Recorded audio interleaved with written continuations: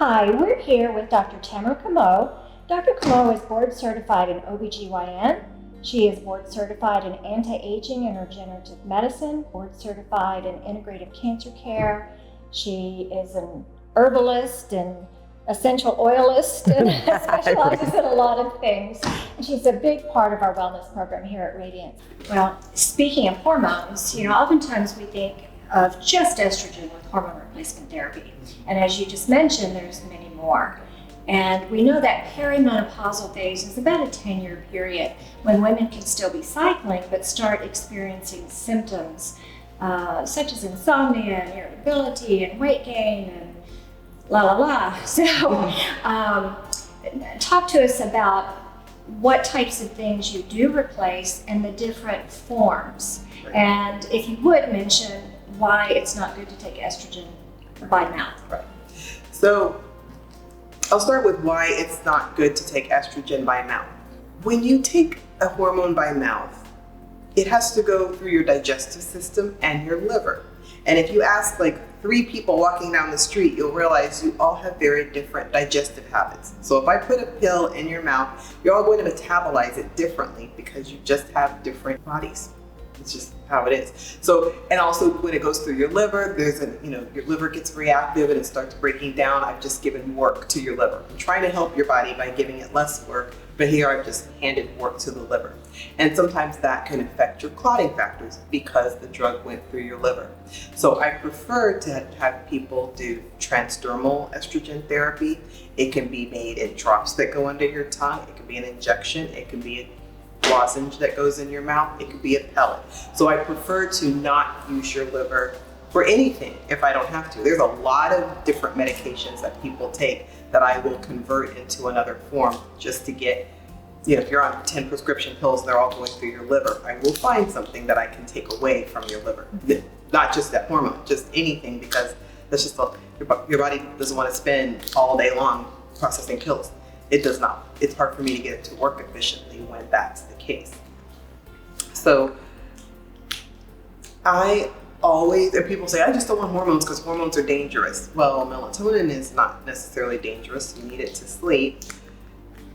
There's just a lot of thyroid. If something was wrong with your thyroid, you would take thyroid medicine. Insulin is a hormone. If you didn't produce enough insulin, we would not neglect to give it to you. So then we have estrogen, progesterone, and testosterone. When they go low, we'll just be like, well, leave them there. I don't believe that should happen. I check everything that's going on with you. I'll check an insulin and a thyroid and an estrogen. And you're a female, but I still want to know your testosterone.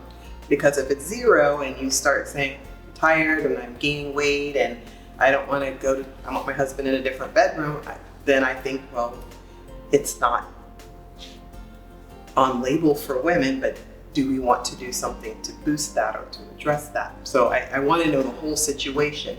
Then we can make decisions about what you want to take, what you don't want to take, what risks you want to take, And some of it really isn't that risky. People think it's risky, but I'm like, having low hormones is risky, and having high hormones is risky. Having them just right, I think, is one of the best situations you want to be in. So everybody just thinks taking hormones is going to be the problem, and I'm like, not having them is a problem too.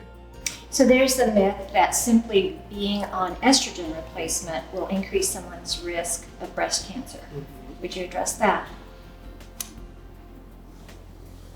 I think that when they did the study, first of all, the study was done on a synthetic hormone. So it could be that synthetic hormones, synthetic food, all sorts of synthetic things increase your risk of lots of different problems with your immune system. So I will say that, yes, the study said that, but is it because it was synthetic or just because it was estrogen? So that's the first issue, is like, we don't really know. We just think that. The second thing is that study was done 20 years ago. And in the past 20 years, life expectancy was going up every single year until then, especially in women. Since then, our life expectancy has not increased. They took estrogen away, and even though people still got breast cancer, and then so here we are now. In 20 years, we haven't even gotten an extra year of life. So when they've gone back and analyzed it, they've decided once we took estrogen away, women died of other things. Heart disease, colon cancer. In that study, estrogen protected you from colon cancer. With synthetic estrogen, your risk of colon cancer was lower. Your risk of falling and breaking your hip was lower. And once you fall and break your hip, a lot of things start It's a cascade. as a snowball effect. So, we really kind of decide if someone came in and they had a strong family history of colon cancer, no family history of breast cancer, and then came and said, I don't want estrogen because it's going to increase breast cancer, we have to be like, whoa, let's think about, what this can do and whatnot. Or everybody in their family has osteoporosis and their grandmother broke her hip and then, couldn't walk again. We're like, let's think about what you need, not what you read, and then what you want to do.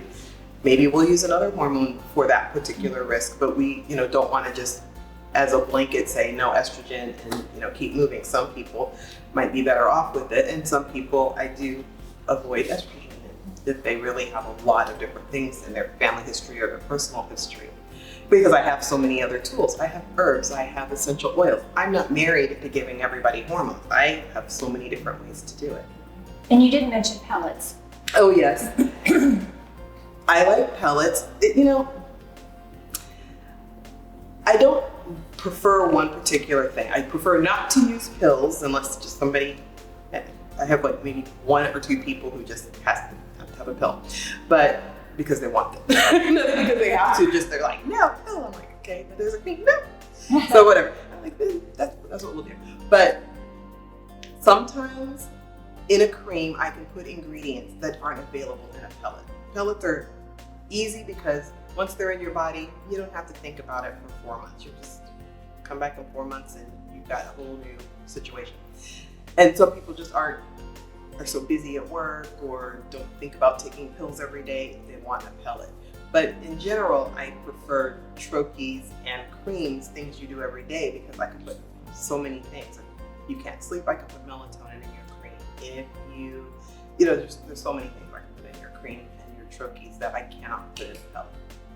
And so, unless you want to be on two things. So we have a conversation about what the list of things we need to do is, then we figure out how to get them in your body in a way that works for you. So if you'd like to see Dr. Comeaux, give us a call here at Radiance.